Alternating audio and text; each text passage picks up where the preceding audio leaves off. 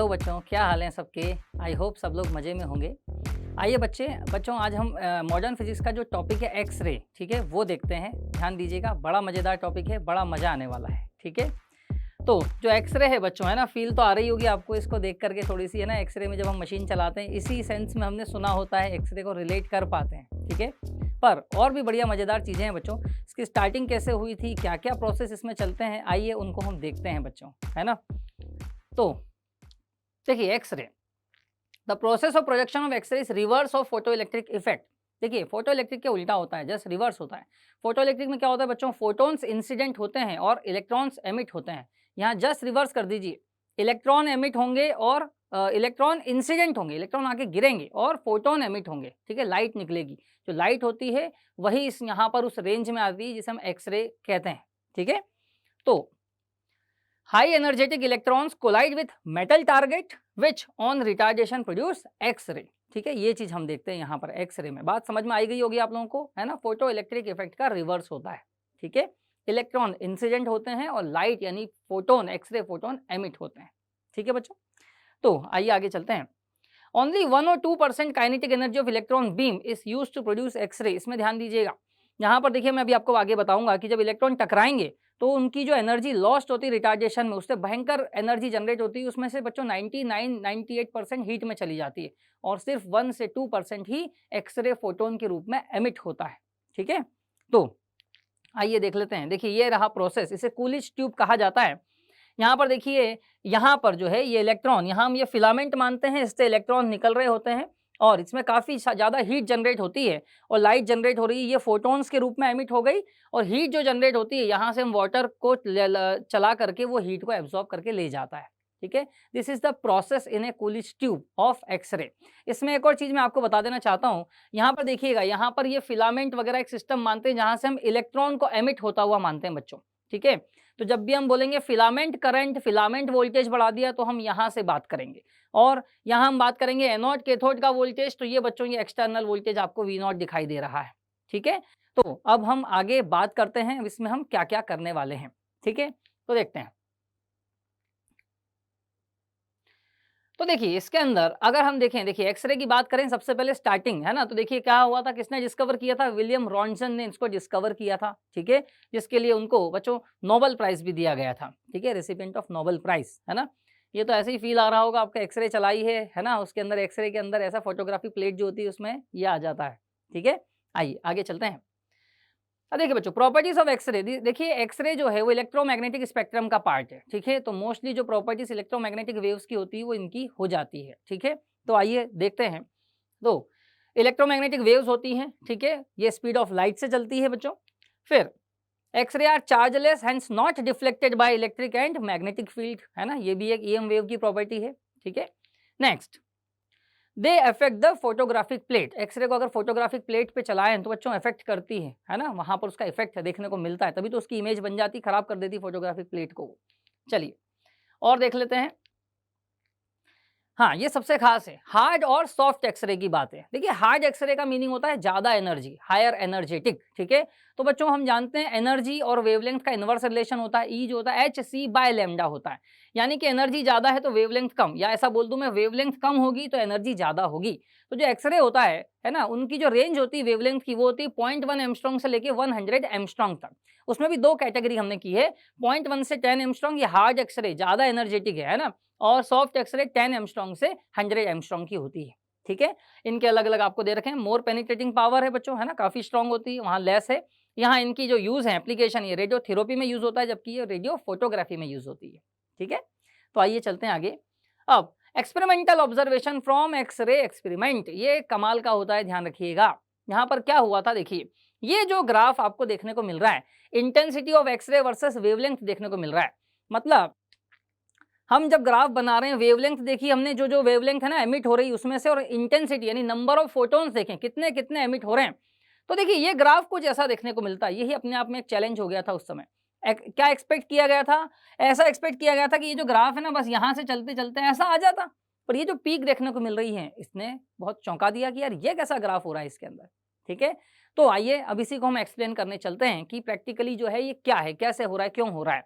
तो इसको समझाने के लिए हमने इसको 2 कैटेगरीज में डिवाइड किया है, ध्यान दीजिएगा। क्लासिफिकेशन बोलते हैं इसको, हम कहते हैं continuous X-ray and characteristic X-ray. ध्यान दीजिएगा, कंटिन्यूअस में हम ये एक्सपेक्ट कर रहे थे कि ग्राफ कंटिन्यूअस होना चाहिए था, बट हुआ क्या, कुछ पीक्स आ गई, तो वो देख रहे हैं हम, वो आती है कैरेक्टरिस्टिक एक्सरे थे। तो इसमें ये हमने हटाया, ये कंटिन्यूअस का पार्ट है, बाकी ये जो आपको पीक्स देखने को मिल रही है it is due to characteristic X-ray, और इसको मर्ज करें, कंबाइन करें, तो ये वाला जो ग्राफ है यही हमको देखने को मिल रहा था, है ना।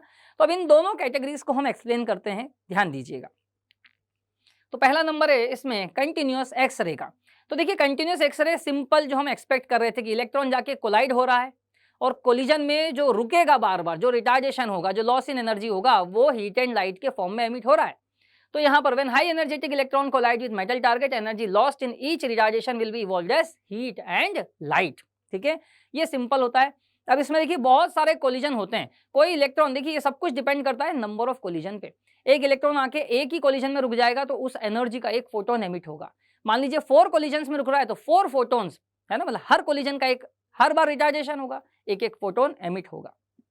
जितने कोलिजन होंगे, नंबर ऑफ कोलिजन्स उतने ज्यादा। एक इलेक्ट्रॉन मान लो 20 कोलिजन्स में निकला, रुक गया मान लीजिए, तो 20 बार उसमें से फोटोन एमिट होंगे, है ना। तो इसलिए जो ग्राफ बना वो कंटिन्यूअस नेचर का बना है। ये मैंने इसकी समरी दे दी आपको। अब मैं आपको दिखाता हूँ ये कोलिजन कैसे हो रहे होंगे, आइए देखते हैं। पहले इसकी कुछ चीज देख लेते हैं। Wide range of wavelength resulted in continuous X-ray, इसका एक और नाम है बच्चों ब्रेमस्टॉलंग प्रोसेस भी बोलते हैं। ब्रेमस्टॉलंग मीनिंग ब्रेकिंग रेडिएशन। अब थोड़ा सा ध्यान दीजिएगा, ये जो ब्रेकिंग है ना ये अलग है, ये ब्रेकिंग न्यूज वाला नहीं है, BRAKING, ब्रेक लगाने वाला है। ब्रेकिंग रेडिएशन, जो इलेक्ट्रॉन आ रहा है, टकरा रहा है, एक तरीके से उस पर ब्रेक लग रहा है बच्चों, आ गई फील, आ गई, ब्रेक लग रहा है, रुक रहा है, रिटार्ड हो रहा है, तो जो लॉस इन एनर्जी हुआ उसको उसने फोटोन के रूप में एमिट कर दिया। ठीक है, तो ब्रेमस्टॉलिंग प्रोसेस, इसका मीनिंग है ब्रेकिंग रेडिएशन, ब्रेक लगने पे रेडिएशन एमिट हो रहा है। ठीक है, ये आपको क्लियर हुआ होगा आई होप। चलिए अब देखते हैं ये जो कोलिजन की मैं बात कर रहा था वो कैसे हो रहा है, उसे फील करते हैं। देखिए ये एक मेटल है, मान लीजिए इलेक्ट्रॉन आके टकरा रहे हैं, चलिए इसके अंदर प्रवेश करते हैं बच्चों, है ना। देखिए अब हम इसके अंदर गए, देखिए यहाँ पर ये जो सिस्टम होता है अंदर, है ना, ये मेटल है। अब इसके अंदर देखिए क्या हो रहा है, जैसे मान लीजिए इलेक्ट्रॉन आया कोलाइड करने के लिए, है ना। देखिए ये इलेक्ट्रॉन आया, ये टकरा गया, आप देख पा रहे हैं फोटोन्स एमिट हुए। देखिए 2 कोलिजन में रुक गया तो 2 फोटोन एमिट हो रहे हैं, देख पा रहे हैं। जितने कोलिजन होंगे और देखते हैं, देखिए हम इसके अंदर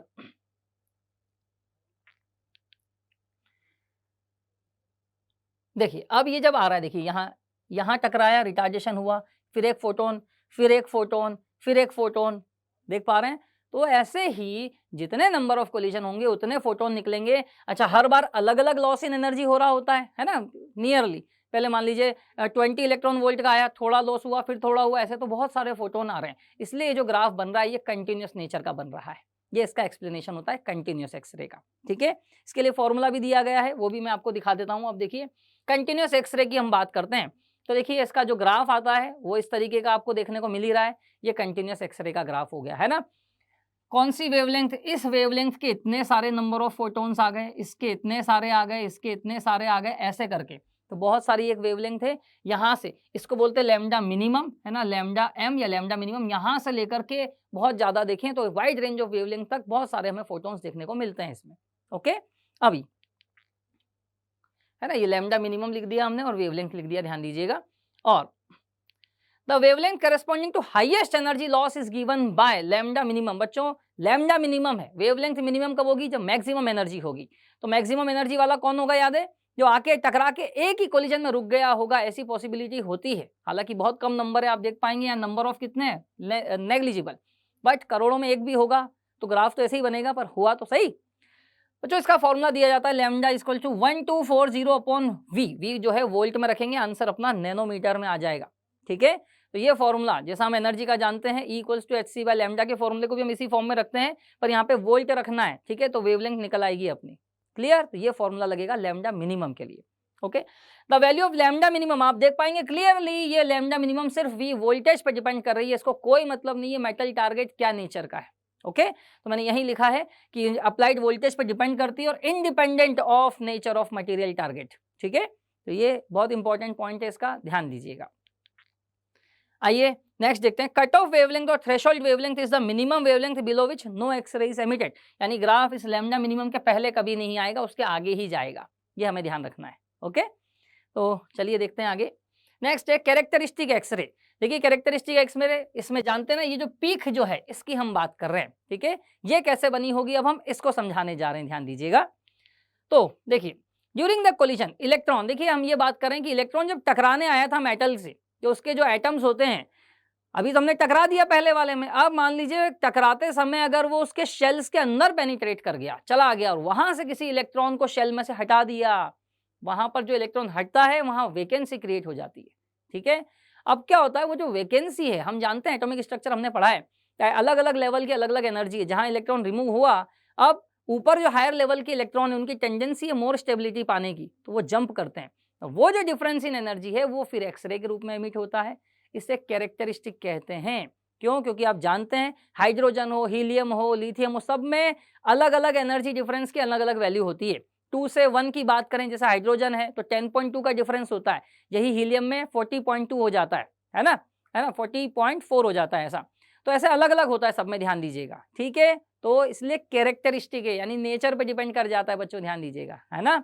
तो अब देखिए यही हो रहा है, collision metal target many time electron penetrate the atom create vacancy in दो शेल्स। अब क्या होगा, in order to attain more stability electron from higher level, है ना, जंप इनटू वैकेंसी और डिफरेंस इन एनर्जी को एक्सरे फोटोन के रूप में एमिट कर देता है। क्लियर हुई ये बात? आइए इसको और भी देखते हैं आगे, है ना।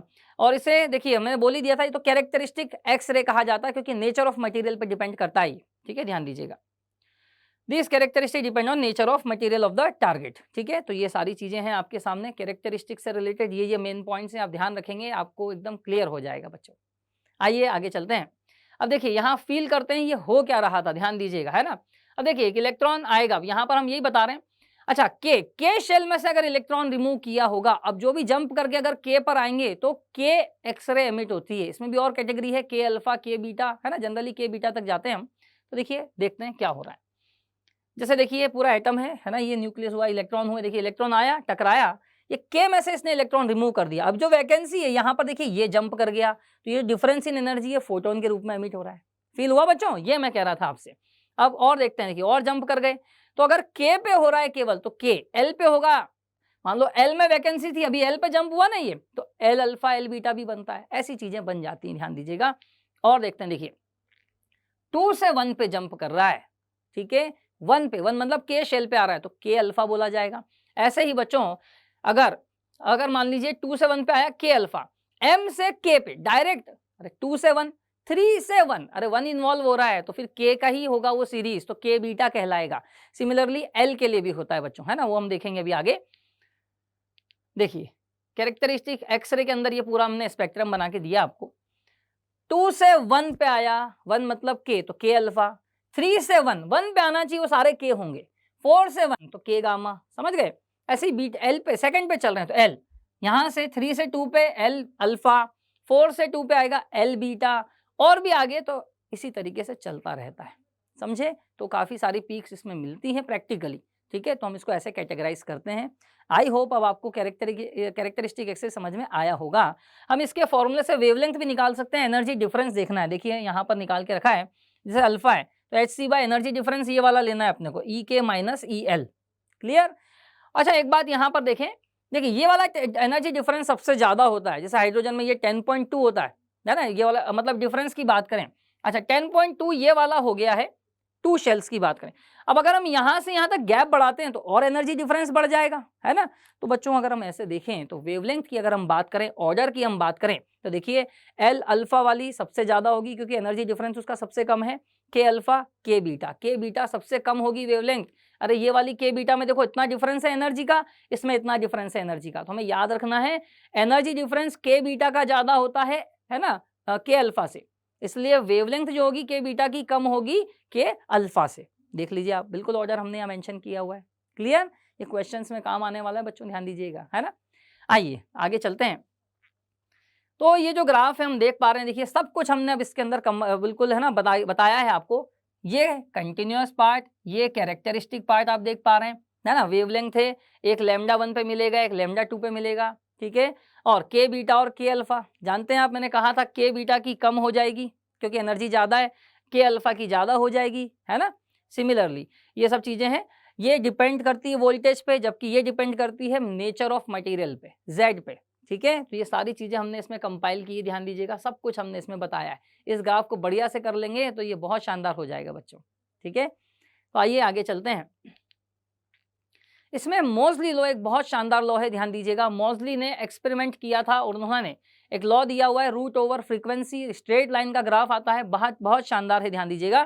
तो ये एक ग्राफ मोज़ली ने दिया था। मोज़ली ने बताया कि root over frequency a times z minus b, ये लीनियर रिलेशन होता है, ध्यान दीजिएगा।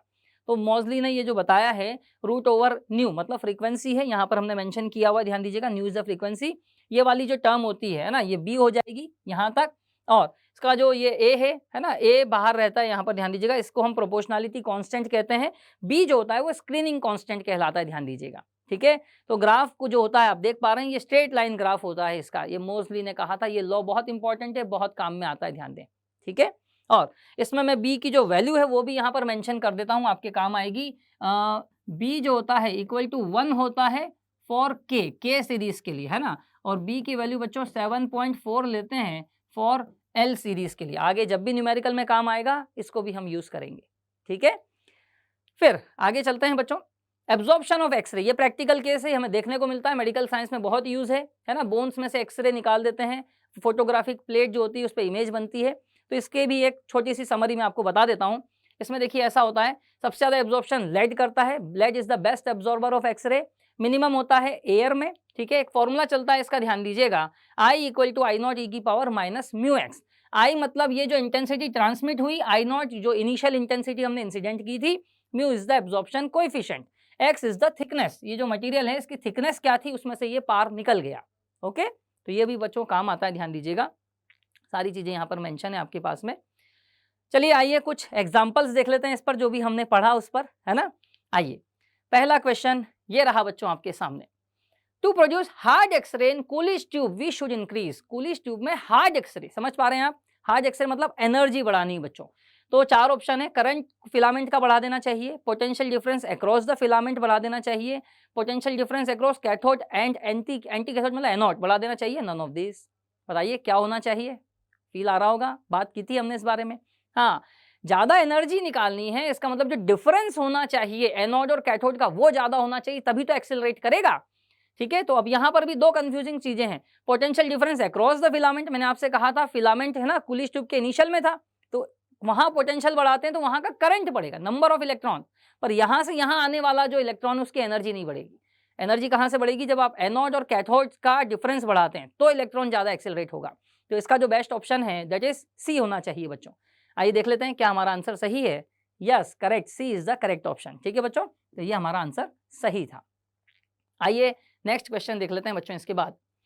देखिए नेक्स्ट क्वेश्चन ये कर रहा है, X ray tube 50 kilo volt पे चल रही है, करंट दिया है 20 milliampere, power of the tube. ठीक है, तो बच्चों एक इजी क्वेश्चन है, बुक्स में होता है, ध्यान दीजिएगा, पर बड़ा ही इजी है। पावर है, हम जानते हैं, देखिए पावर के लिए क्या होता है बच्चों, पावर जो होता है वो करंट इंटू वोल्टेज करना पड़ता है।